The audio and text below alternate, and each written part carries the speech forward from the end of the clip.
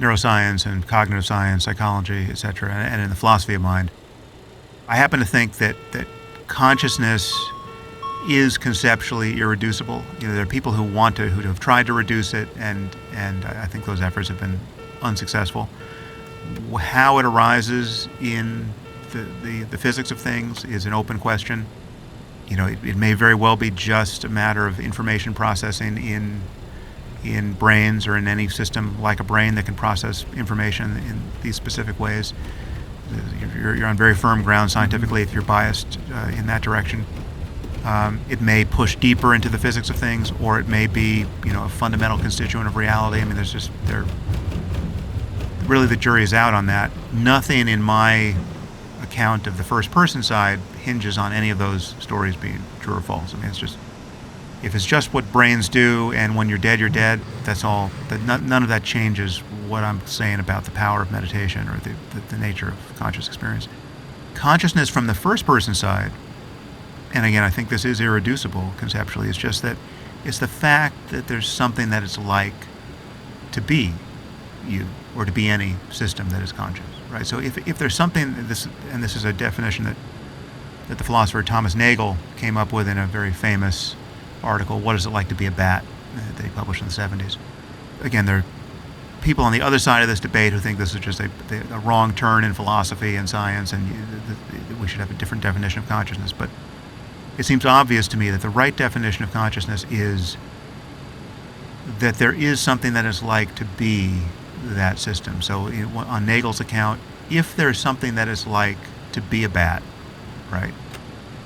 Even if we can't know what it's like, bats are that is consciousness in the case of a bat, right? Mm-hmm. The question is, if you could trade places with a bat, is it the same thing as trading places with this table, or is it different? Do the lights go out in every possible way that they could go out, or is there something that is like to be a bat, right? And if there is, that's consciousness in the case of a bat. Now, it's a kind of circular definition, but any of our most fundamental kind of brute facts are circular in how we define them. I mean, defining causality is circular. There's no definition of a cause that isn't in some sense circular. The notion of cause and effect is a basic constituent of our thinking about anything. I would argue that the difference between there being nothing that is like to be and there being something, however inscrutable, however minimal, however weird, however undefinable, the transition from something to nothing subjectively, that is the transition from unconsciousness to consciousness. And it's very much analogous to the transition from, in third-person terms or objective terms. The difference between there being nothing and something.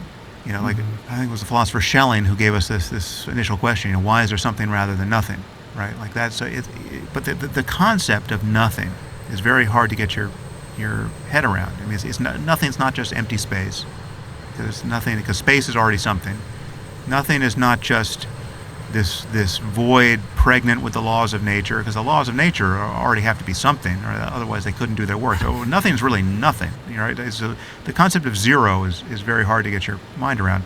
But the moment you got something more than zero, this transition from nothing to something, it's a conceptually irreducible intuition we have that allows us to form any other intuitions about anything happening or not happening, or I mean, it's bedrock epistemologically for us. And I think so it is with consciousness. Consciousness is the fact that something seems to be happening. And the crucial point to make here is that it is no less present, it's no less true, it's no less real, even if we're confused about everything.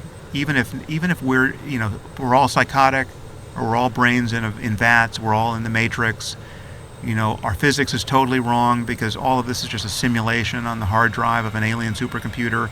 We're not in touch with the base layer of reality in any way.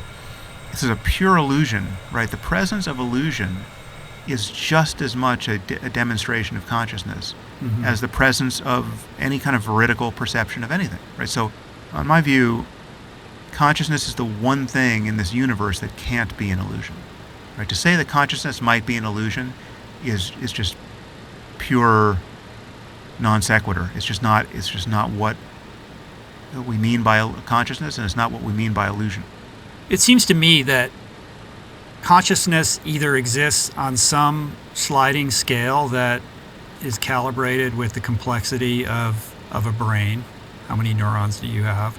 Or it's endemic to everything, what's known as panpsychism. And it sounds like you're relatively agnostic on that, and that exploring the truth behind that isn't necessarily the best use of time and energy.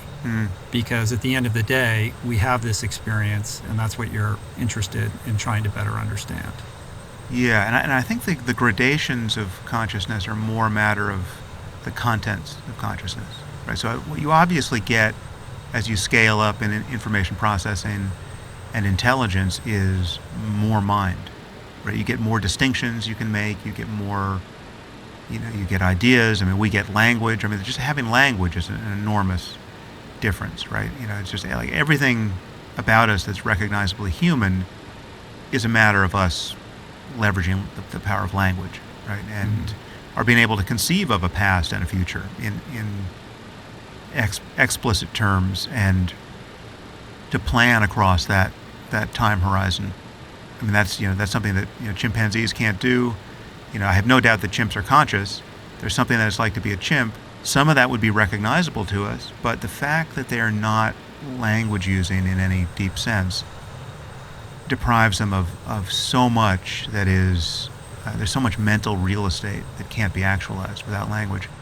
Much of the experience you have on psychedelics is about more mind, right? You get pushed into areas of conscious contents that most people wouldn't suspect are there, and it's very easy to get enamored of all that and to think that profundity is a matter of changing the contents of consciousness and expanding them and having more of that, having more of those experiences and bigger experiences.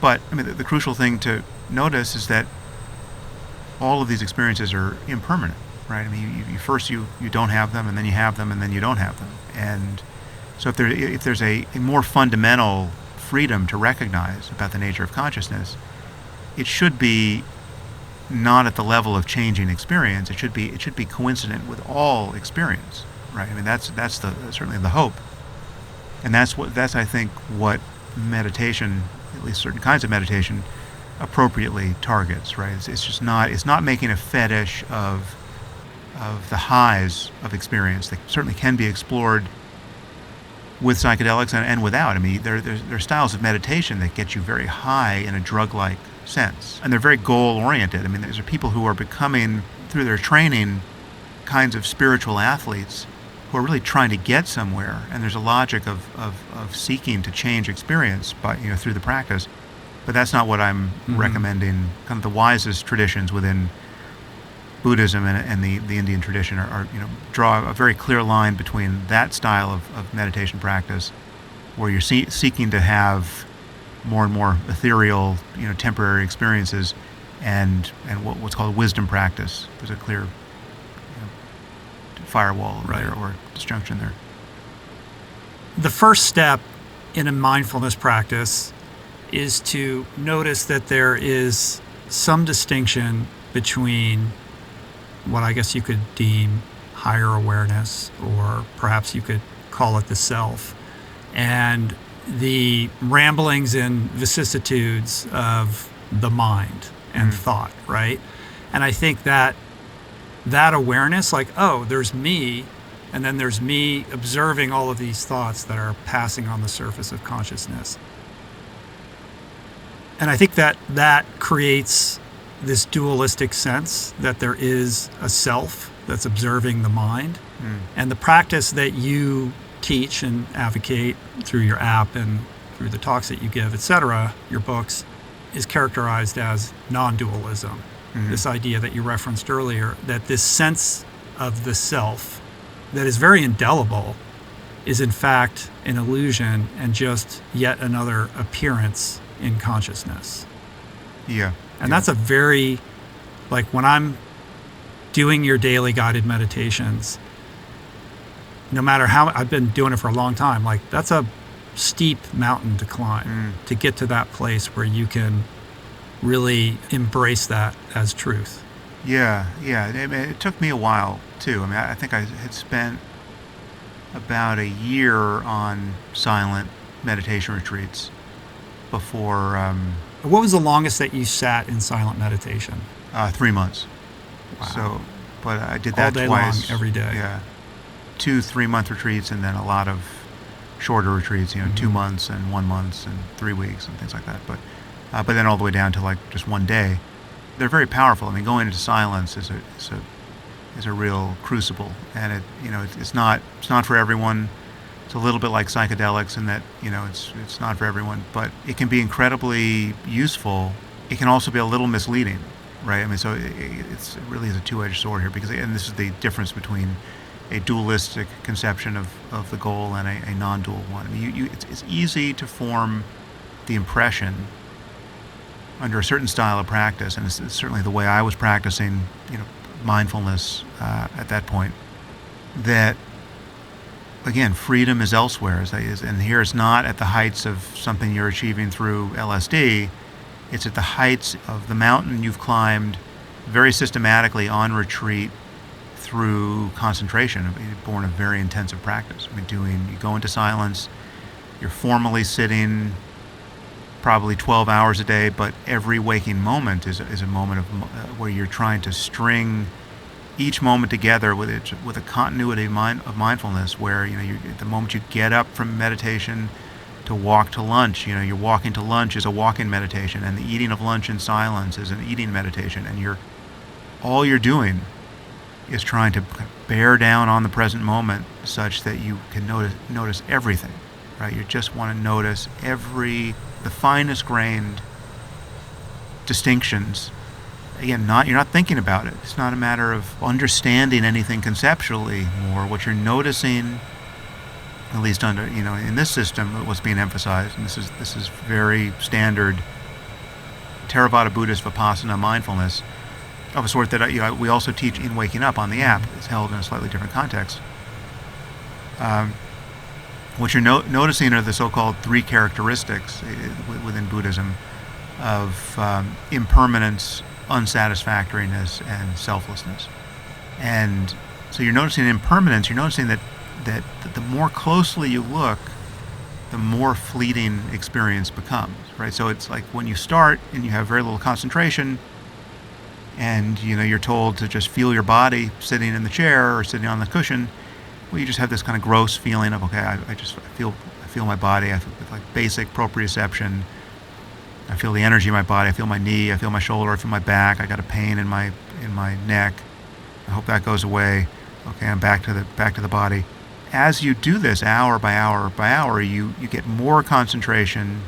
The difference between being lost in thought and being really present with your sensory experience becomes clearer and clearer, such that eventually the present moment gets enough kind of gravity to it where your attention more and more naturally rests there, and you can actually pay attention to the breath and to sounds and to sensations. And the moment that begins to happen, you begin to notice impermanence just reigns, right? Like nothing is solid, nothing is stable. You thought you had a body, but when you pay attention, you just have this cloud of fleeting sensation. You have these tiny points of pressure and tingling and temperature and pain and tightness and movement, and your hands disappear into this pointillist painting of sensation. And so it is with everything you can pay attention to. The sounds, or everything becomes very punctate and fleeting. You begin to pass through this layer of concepts where you're no longer hearing traffic and birds and the rustling of somebody's rain jacket. You're hearing just the raw data of sound. You haven't become a moron. You can still think about what you're hearing, but you notice that that automatic conceptualization is something you can relax, and you get more into the flow of just raw data of seeing, hearing, smelling, tasting, touching, and then thoughts arise to try to grab hold of it, and you just notice them too as appearances in consciousness.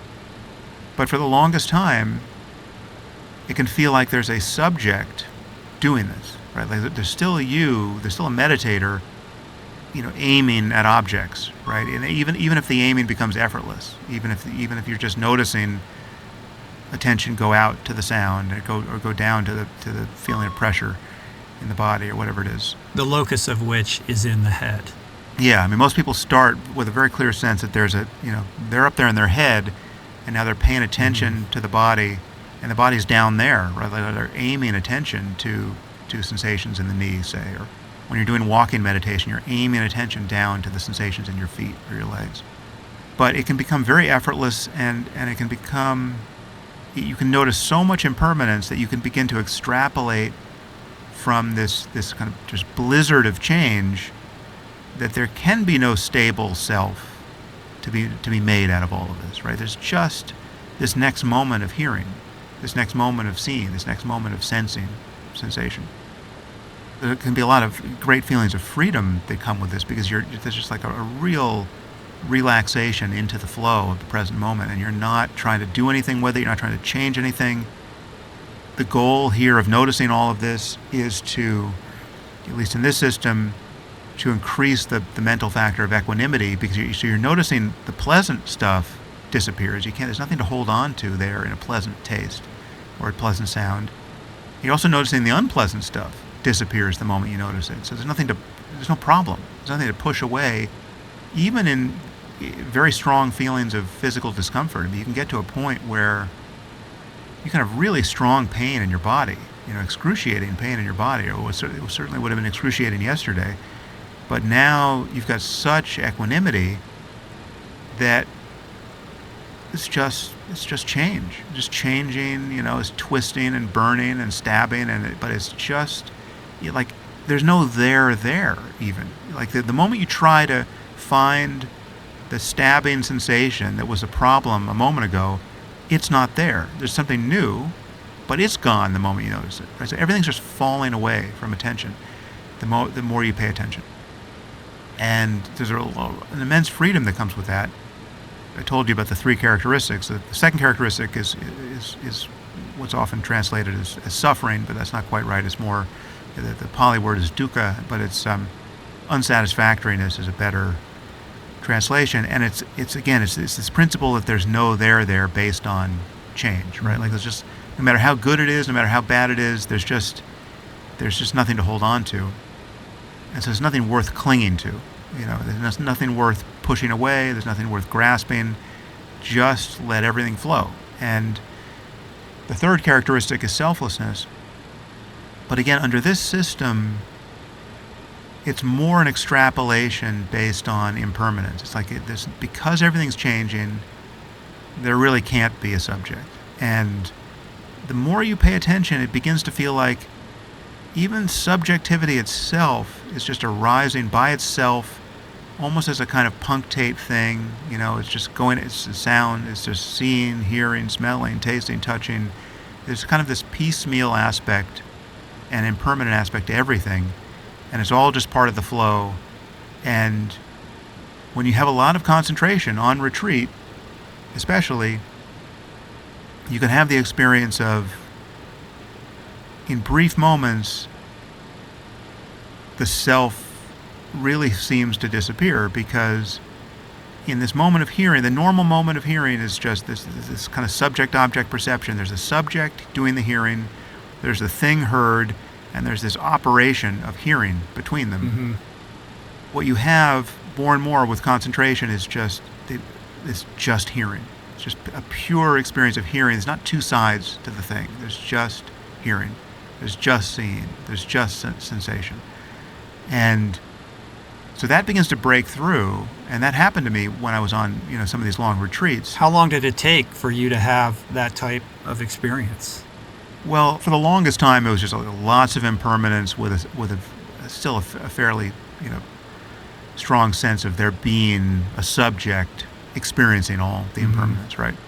I think on some of my longer retreats, I mean, what's interesting about doing retreat is that with the next retreat, you sort of start where you left off in the previous one. Like if you do a 1 month retreat, and then a few months later you decide to sit a week-long retreat.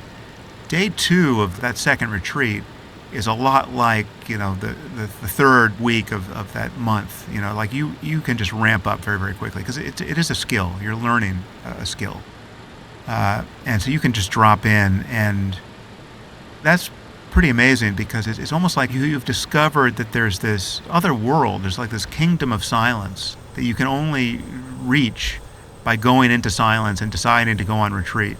But once you do, you discover that the transition from kind of normal life to this new place is very, very brief. I mean, like in some of my retreats, I felt like in a few hours, I had just crossed over into the land of silence. It's really quite beautiful.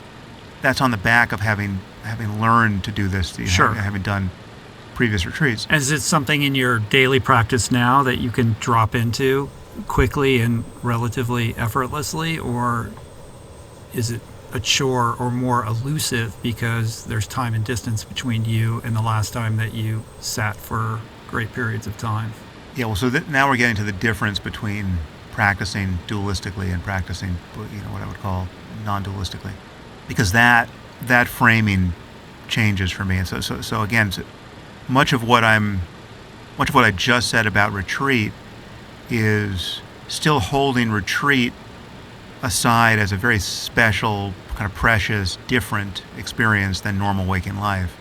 And it is somewhat analogous to a drug experience, right? It's like this is just a non-standard neurophysiological displacement from the ordinary, and you clearly can't live this way, right? Like, I mean, you can decide to you can become a monk, decide to spend, years on retreat, and I know people have done that. I know people have done 10 years on silent retreat, right? And I've studied with people who've done, double that. But from a non-dual perspective, there really is, the center of the bullseye is available right here in the middle of this podcast, right? Like the thing that I'm really paying attention to and that I recommend people pay attention to as their meditation practice, once they can recognize it, really does equalize these different occasions, right? It equalizes retreat and non-retreat. It equalizes the work day and the time you spend actually meditating. The boundary between formal practice and the rest of life is really at bottom just a concept. I mean, it's a story you're telling yourself. Very often it's a story you're telling yourself about why it makes sense to not expect this moment to be it, right? I mean, and to be good enough and to be fully actualized with your highest wisdom, right? And it's a cop-out on some level to close that chapter on retreat. So the best moments that I experienced on retreat, and after even a collective year spent on retreat, were not moments that allowed me to recognize selflessness on demand, as my practice of mindfulness. Like I could recognize sensation on demand. I could recognize impermanence on demand. If I could hear a sound and notice. I could notice the hearing of it and notice that it just came and went. That's a kind of a mini insight into impermanence. But it wasn't a clear insight into selflessness unless I had just a ton of concentration on retreat, having done nothing but meditate, not talking to anyone for weeks and months. And now I'm having these kind of breakthrough experiences of just hearing, just seeing. But from a non-dual side, you can actually just take a modicum of that concentration and look for the self in such a way as to notice that it's not there, and to have this sense of subject-object dualism drop out of any experience. And it doesn't take a heroic act of continuity of mindfulness. It doesn't take some extraordinary concentration. It takes enough mindfulness so that you can not be lost in thought for that moment, and you can look and notice that there's just experience and there's no center to it. You're not on the edge of it. We can talk more about how to do that, but once you can do that, then there's just it's always a story of this next moment being an opportunity to do that, right? There's no imperative that you frame it out as, okay, this is going to be a retreat, this is my formal practice, I'll get to that when I pull over. I'm no longer like you can do this while driving. You can do this while having a conversation. This is compatible with any possible experience, and the freedom that it gives you isn't a matter of suddenly having a different experience. It's not a matter of, okay, I now no longer feel pain in my body. Oh, okay, the physiology of anxiety has totally changed, and I don't feel any of that energy in my chest that I was, a moment ago was a problem. From the point of view of non-dual awareness, none of those experiences are a problem. None of those experiences implicate a self as the hostage, that has to be rescued. There is no hostage here that has to be rescued. There's just experience. And once you allow the center to drop out of any experience, even if a moment ago you were anxious, let's say the example I always use is public speaking, because people are so worried about it, and I used to be very worried about it. The anxiety of stepping out on stage, right, is a problem. If you're fighting it, you wish you weren't this person, you wish you were more comfortable, you're thinking thoughts about how to change it. I wish should I have taken a beta blocker? Like what? If you could just let the center of that drop out, that does solve the problem even before the physiology changes. The physiology of anxiety or any other emotion changes over the course of seconds and tens of seconds. But right? It's downstream. Yeah, it's all downstream of this initial clinging to self and this initial being lost in thought, and it does change. I mean, if you can keep punctuating your experience of anxiety, say, with these moments of clear seeing of no center, well, then it does dissipate, because you're no longer building the machine of anxiety or running those gears, or at least you're interrupting it, to tens of times over the course of a minute. But the thing you recognize, and the thing that's really is a kind of a non-dual insight, is that your freedom from self and from suffering, psychological suffering, isn't actually predicated on the contents of consciousness changing. Like the anxiety doesn't have to go away for you to be free of it, right? It will go away if you're no longer manufacturing it, but you can actually drop your problem faster than the physiology will dissipate. The issue with that is that, from a dualistic perspective, one would say, well, the way that you cure your stage fright is to disidentify the self with the fear or the anxiety, but that presumes a self. The non-dualist would say there's no self to be anxious to begin with. Everything just is. And the idea that there isn't a self defies every intuition and instinct we have about what it means or feels like to be alive, which makes it very difficult. Yeah. I've had very kind of fleeting flirtations with very brief momentary experiences with this. They go away quickly, but they're the result of conscious prompts that you have in the meditations, like look for the looker, like who is doing the looking right now. And the more you can kind of focus on that, like pretend you're looking on yourself, and like what are you seeing, the idea that there is no head.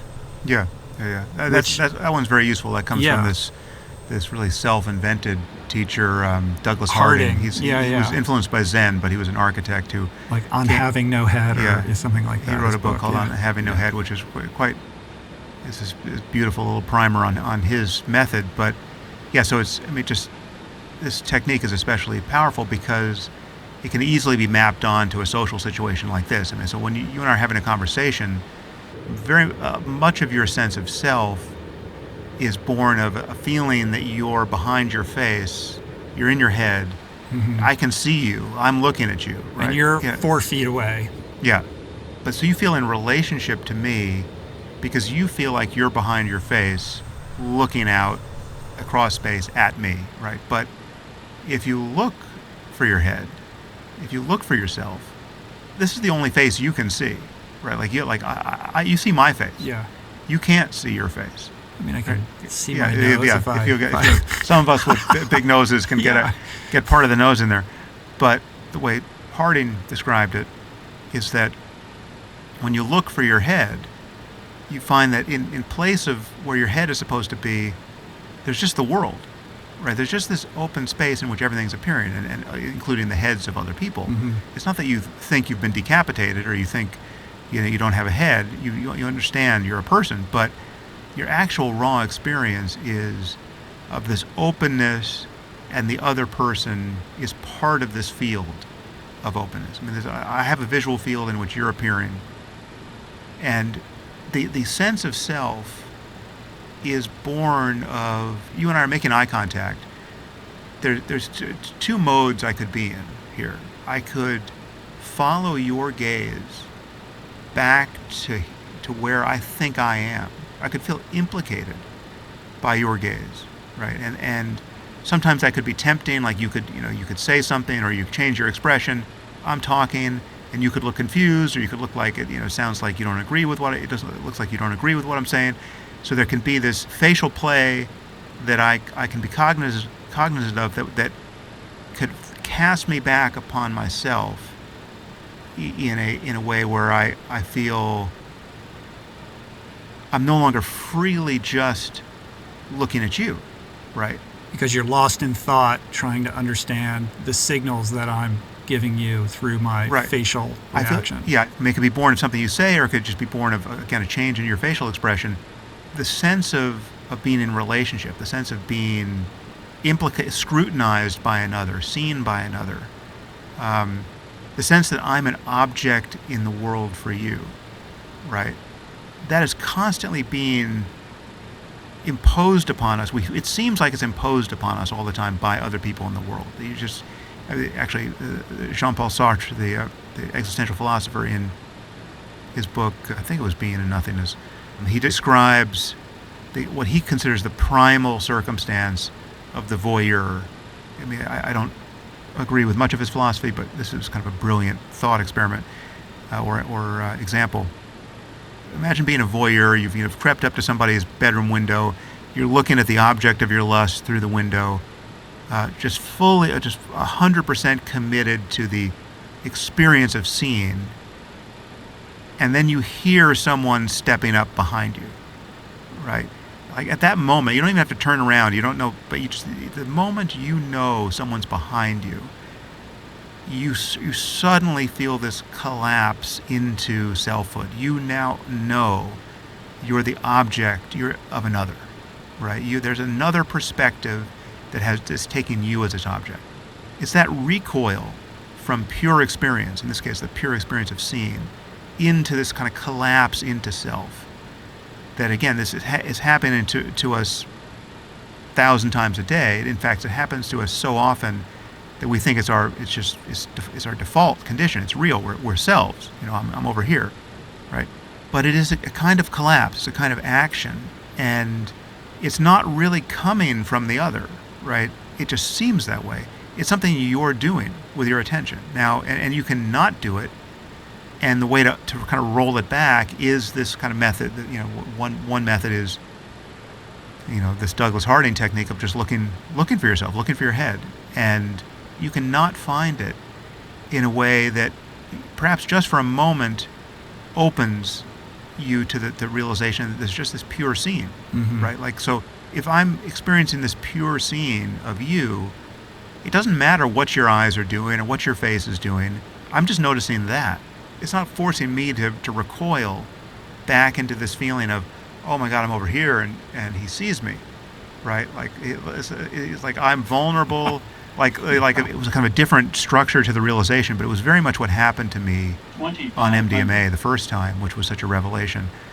I was just totally free of self-concern. The experience was I was just talking to one of my best friends, and we were just sitting across from each other on two couches having a conversation.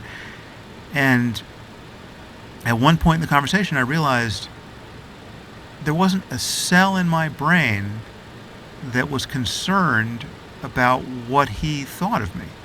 It's like I just recognized that he's my best friend. I love this guy. I just was feeling nothing but love and admiration and gratitude to be with my best friend. And I was just seeing him, right? Just like I was just free to see him. The part of me that I didn't even know was there which was constantly cycling on, how am I being perceived by someone who ostensibly was one of the closest people to me in my life? How am I being perceived? That just went offline, and I was just free to just see him. And that preoccupation being a barrier to true experience. Yeah. And it's also it is the source code of neurosis. It is the thing that makes you uncomfortable with other people. It's the thing that makes you, every part of it, I mean, whether it's shyness or any kind of social anxiety or just interpersonal fears and weirdness, like every wrinkle of just feeling less than comfortable in the world, in your own skin, has this character of this reassertion of self in the midst of what's ever happening. And it's the thing that prevents you from, I mean, it's the antithesis of the classic flow experience where you're in the middle of an athletic event or whatever it is. You're just, there's no distance between you and the thing you're doing. You're just doing it. It's just you're part of the flow. When there is a distance, it's usually in the mode of either you're distracted, you're just lost in thought and you're thinking about all the stuff you have to do after the bike ride or whatever it is, or you could be in some sort of error correcting mode where things are not going the way you imperfectly learn the skill. You don't really know how to swing a golf club, so you're always thinking about what you should be doing. You're making errors. You're not performing the way you want to perform. So there's all kinds of, you're grinding your gears over the actual the performance of it. But when things are really in the flow, when you're just throwing the football or you're throwing the frisbee or whatever it is, and everything feels great, and you're not looking over your own shoulder. You're just having the experience. That's what people want out of life. Certainly as much of what they want out of life. That's a quality of attention. It's not the thing. It's not the thing you're doing. It's just that certain things we do are more optimized to pull that out of untrained minds. But training your mind, you can actually have that experience in any arbitrary context. It doesn't matter what the experience is.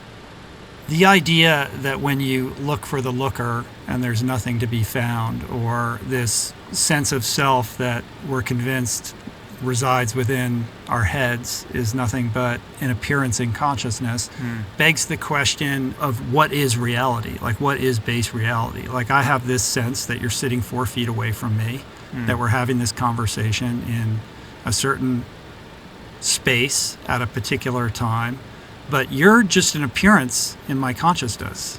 Yeah. Everything that I'm experiencing right now that I can hear, taste, feel, smell, the thoughts, are nothing but appearances in consciousness, including that intractable sense of self. Yeah. So then, what is reality? Like, that's the question that comes to mind. If everything is but an appearance in consciousness, and consciousness is truly all that there is from our point of view, it becomes, another intractable question to answer. Yeah. I mean, so from my point of view, nothing of importance for our well-being hinges upon our answering that question. So I remain agnostic with respect to the metaphysics. So everything you said is true. So just purely as a matter of neurology. I mean, so let's just say that the standard, physicalist, materialist picture of the mind is true, right? So there's just, what we have is an unconscious universe wherein certain systems process information in such a way that the lights come on, under some conditions of, complex information processing. Remains to be seen what those are. In my view, if that's true, it's always going to seem like a miracle. It's never going to be self-explaining. We're never going to say, oh, yeah, so it makes sense that functioning at 40 hertz, in a system of 100,000 units is sufficient for consciousness, but otherwise not, right? That's just going to seem like a miracle. But let's just say that it is just at bottom a matter of information processing. It opens the question as to whether or not this could be substrate independent, so whether we can build conscious AI is a question that follows from that, based on the fact that intelligence and everything else, any other consequence of information processing we know about, is clearly substrate independent. I would say that if consciousness is born of information processing, then we certainly should expect conscious machines, because I just don't see what is important about having the computer made of meat. And a sufficient facsimile or approximation of consciousness at some point becomes indistinguishable from consciousness as we understand it. So is there... Well, from the outside. Yeah. But at some level, does that even matter? Like the question of sentience in an artificial intelligence. Yeah. Well, let's table that. I think it does matter. That's a whole other thing. We might not have time to get to that today. Yeah. But keep I mean, going. I think it's super interesting. I think it's consequential, but I guess I can actually deal with it pretty briefly. If we build machines that are conscious, then we've built machines that can actually suffer, right, or be made happy. We've built machines that are really having experiences, right? They're not just seeming from the outside to be having experiences. My concern is that we won't actually know whether or not we've done that. What's very likely is that we're going to build machines that seem conscious, because we're going to build them that way. We're going to want them to, at least with certain kinds of machines, we're going to want them to seem conscious. And the more intelligent they get, the more they're going to pass that, the Turing test in that sense. I mean, so certainly you just imagine what it would be like to have something like, truly humanoid robots that are out of the uncanny valley. And so it's like Westworld, where it's like these people look like people, but they're robots. They're being driven by these amazing large language models, and they know everything, and they can notice how you're doing. They've read all your email, and you've got this perfect robot companion. That's going to drive all of your empathy circuits such that it's just going to feel like you're in relationship to a conscious being, and we will build them so as to seem that way, right? So if we don't understand how consciousness actually arises, or if it does arise on the basis of information processing, we're at bottom not going to know whether that system is conscious. But it will be very important to know if it's seeming to suffer is real suffering, right? Like, are you committing a murder when you turn off your conscious robot? If its portrayal of suffering or happiness is so thoroughly convincing to the brightest human mind, we will interface with it accordingly. Yeah, and that's why I think I actually published an op-ed in the New York Times with the psychologist Paul Bloom back when Westworld came out. We were both fans of the show, and I mean, the insight we had there is that Westworld's impossible because in the presence of humanoid robots this compelling, no human would treat them the way that they are treated. You will not only seem like a psychopath to other humans, you would have to be a psychopath to want to behave that way. It's like to really rape Dolores. But isn't that part of the premise, though, that these are psychopaths, these rich psychopaths who go there to live out some of them certainly are, sort of dark fantasies? But like it's just either so Westworld would act like a bug light for the world's psychopaths. Right. The non-psychopaths among us would look at this and say, I mean, you wouldn't be able to say, yeah, I just went to Westworld and I just raped raped and killed children, right? It was just awesome, right? Everyone who's a non-lunatic would say, dude, you've just lost your mind, right? We no longer respect you. You need to get help, right? Like, so there's no way we would behave this way. So my concern is we will lose sight of the interesting problem as to whether or not they're conscious, because they're just going to seem conscious, and in truth we won't know, right? But I agree they certainly will seem conscious if we keep making progress.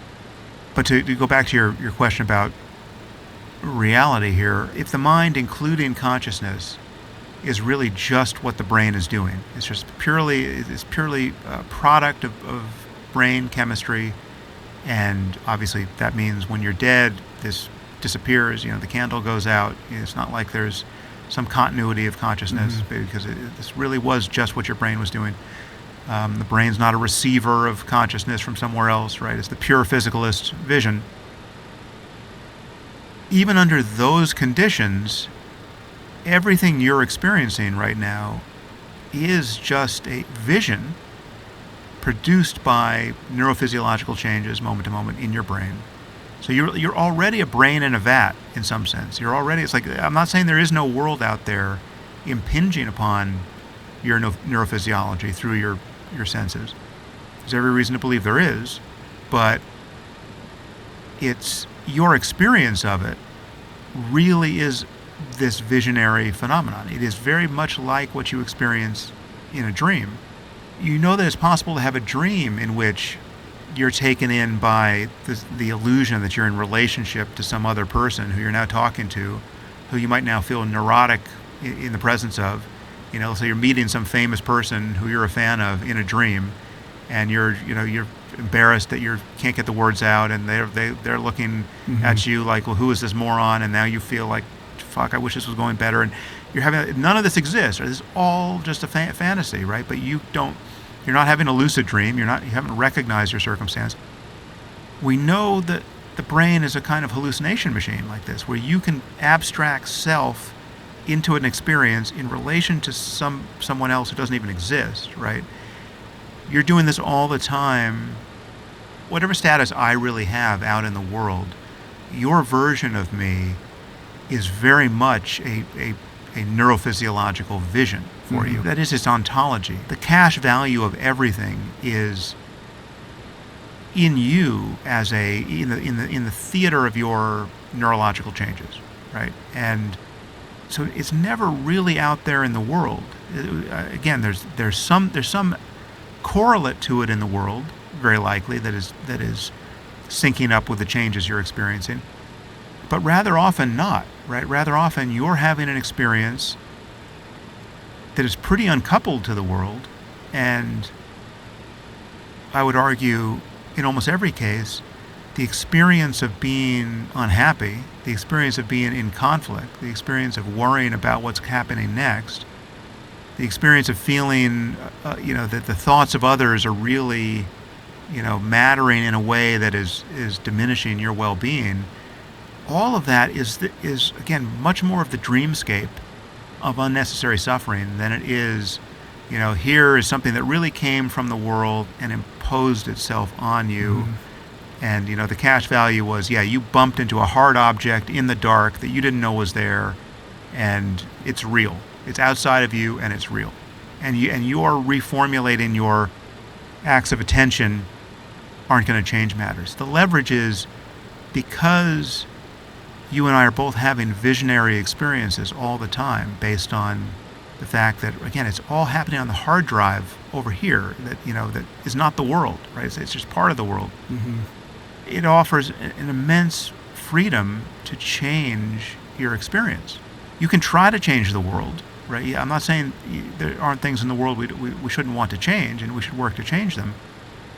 But so much of the story of being happy or happier than you are tending to be is not a matter of changing the world. It's a matter of changing your response to the world.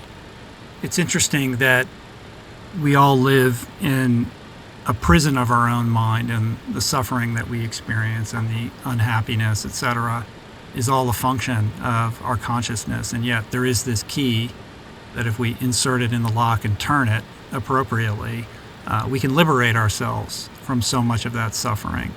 And yet this path feels elusive to so many. We see gyms all over the world. We know we go to the gym. If we want to get stronger, if we want to feel better in our bodies, we need to exercise them. And I think we're growing into this awareness that we can do the same for our minds. But I feel like there's still a long way to go for people to truly understand the level of liberation that exists and the downstream consequences, for a devotion to this type of practice as individuals, but also as a collective. I mean, we opened this podcast talking about the many problems that we face as a society, and the solutions to all of those problems reside in the quality of our minds. Yeah, when we started this chapter, I said so much of what we had previously talked about is just this massive opportunity cost, including the talking about it, right? And the fact that we have to spend our time worrying about war and our abject failures to solve all these collective action problems, in the face of pandemics or any other challenge. I mean, it's bad ideas are ascendant, and so many bad ideas are captivating. But again, we're talking about human beings and their thoughts, right? And they're having no perspective on thoughts, right? Strong opinions without any sense that You don't necessarily have to be identified with your opinion. These thoughts are coming out of nowhere, really. You don't know what you're going to think next. And the ability to step back and not be identified with your sense of what you think, right? Like, which is, again, the stream of thought, right? It is analogous to kind of waking up from a dream, right? And it has the same kind of, it's not to say that there are no thoughts that are, no thoughts are better than any other thoughts, right? Yes, it's the cure for cancer, when it arrives, will be, a very important thought for somebody to think and communicate as widely as possible, right? I mean, like, it's not, information has consequences, but we're spending basically all our time talking to ourselves and not noticing it, right? I mean, that is the state, that's the default state for every person you see out there, and so much of that story we're telling ourselves is a story of delusion and fear and hatred and a litany of self-justifications and anchorings to bad ideas. And it's just like, at the end of the day, there's very little that ails us that seems necessary, right? I mean, like the cure for cancer is one thing that's like, we haven't figured it out yet, right? So there's a lot of profitable work that could be done to do that. There's no reason in principle why we shouldn't be able to cure cancer. There's a lot of suffering on this side of not having cured it. Like there's a lot that we should do there, where I would never say it's just totally unnecessary that we got so spun up over cancer and its lack of cure, and it's like, no, there's a lot of work to be done, but so much of our suffering is totally self-imposed, and there are many layers of this. But if you just look at lying alone, it's just a single variable, just like a capacity to lie. The numbers of people on Earth who feel no compunction in lying, right? The lack of penalty for lying now in the culture, right? People seem to manage to maintain their careers and reputations, even being shown to lie again and again and again on even the most consequential topics. Just closing the door to that would be such an immense societal change. I have hope that at the end of the day, conversation is eventually going to converge on the wisdom of doing that, but it does seem a long way off. Did you read 3 Body Problem? Or watch the I did. I got series? sidetracked. I didn't finish it, but I'm an unreliable reader of science fiction because I don't know. I guess it's the literary snob in me just recoils from some of the dialogue and the writing. I tend to hit in that genre where I just feel like this is actually not as good as a book should be for me to be spending this much time with it. Well, you could short-circuit it and watch the limited series, right? So I watched a lot of that. I thought of that simply because, the alien who is going to be arriving on planet Earth and is trying to figure out whether they can cooperate with humanity is all on board until they realize that humans lie, which was a great revelation to them, and they immediately shift their perspective and decide that they're going to have to destroy humanity. Right. Yeah. Because of their incapacity or their relationship with truth. So I kind of get it. I mean, it is a night and day difference in dealing with people, and as a culture, it's a cultural difference. I mean, it's just to have as a norm that people are basically lying, if not all the time, a lot of the time. Certainly when they're, when strangers are talking to one another, to have that as just a norm of business, and obviously we cut through it with laws around fraud and we punish people if it gets too egregious. But for us to always just to be walking around with that layer of dishonesty gumming up everything, it seems starkly dysfunctional. This distinction between lying and bullshitting, which is very interesting and useful and fun. I don't know if you ever read Harry Frankfurt's very short book, really just an essay on bullshit. But he published this book, which became it's a proper work of philosophy, but it became a bestseller maybe 20 years ago, 30 years ago. It's on bullshit. But the distinction he made is that the difference between a liar and a bullshitter is that at least a liar is trying to craft his misrepresentation of the truth in such a way as to meet the logical expectations of his audience. Like I know what you think and believe.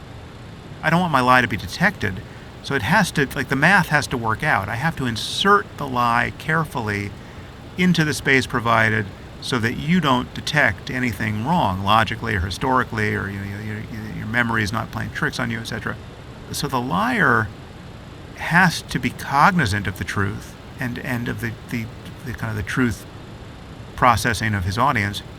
The bullshitter doesn't do any of that. Right. Bullshitter is just talking. I mean, so Trump, in addition to being probably the greatest liar anyone has ever seen, he's even more guilty of just bullshitting all the time. He's not even keeping track of what he's saying. Because he's contradicting himself from, mere moments before, and so it's just this stream of bullshit that honestly is even more destabilizing than lying with respect to what is done to our kind of information landscape and our expectations of political norms and the way that it's so welcomely received by so many at the same time. I think it speaks to this conundrum. On the one hand, human beings have this, sort of outsized capacity to think that we are the pinnacle of intelligence, that our brains are so developed that there is absolutely nothing that we can't fathom,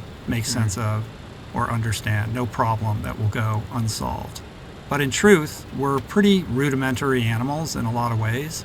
And I often wonder what would happen if another life form, or perhaps human beings, suddenly developed like a giant extra lobe on their brain that suddenly allowed them to perceive, conceptualize, and understand multidimensionality, or time-space as it actually exists, not in the linear construct that our limited brains understand it to be, and what that would mean in terms of how we would evolve as a conscious species. But we're limited. We don't have that capacity, but we have this hubris, right? I think we need a little more humility around our capacity.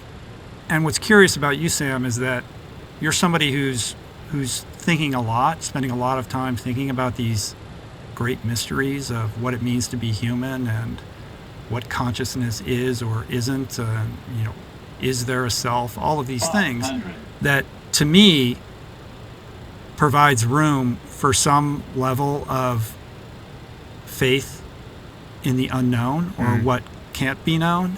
But as, this very famous atheist, this is something that you resist. Like, the more mysterious the universe is and consciousness, etc., to me, makes it feel like there's all the more terrain to have some kind of spiritual relationship with that which we can't understand, but which we know on some level must be true. Yeah, no, I don't doubt that at all. I locate it in a different spot than classically religious people would locate it. So religion aside. Yeah. I'm talking about awe and wonder. Yeah. So I don't think we get rid of mystery. I think mystery is intrinsic to being.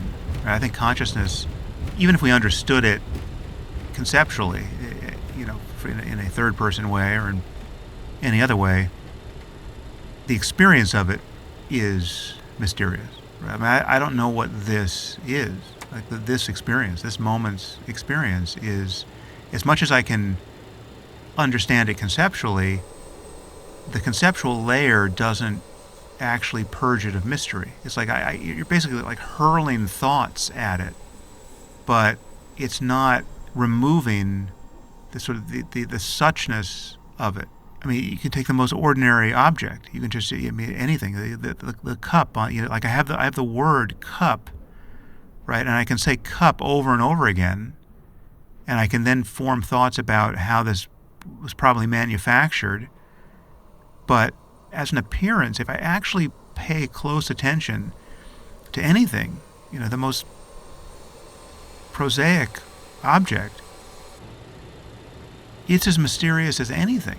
You could produce something that I've never seen, right, for which I have no name, right? But as an experience, as a raw experience, everything disgorges its intrinsic mystery if you pay attention. The level of our conceptual understanding doesn't actually banish that experience. It just kind of sort of tiles over it and causes us to take it for granted. Right? Like this is a total, like I can say cup, I will never have this exact experience again. Right? Like this moment, this encounter in consciousness, as consciousness, with the objects of consciousness, this is only superficially like any other, in that I have, I can have two ideas that I could juxtapose. I could say, well, I was holding a cup on Rich Roll's podcast, and I've certainly held a cup before. It's like this is yet another experience of holding a cup, right? But I mean, the details of anything are. I mean, it's completely unique. I mean, there's a sameness to everything in the sense that, again, we're talking about consciousness and its contents, right? That's always the ground truth of any experience. And insofar as consciousness has a perennial quality, and I think it does. I mean, there's like the again, centerlessness, openness, clarity, the fact that things are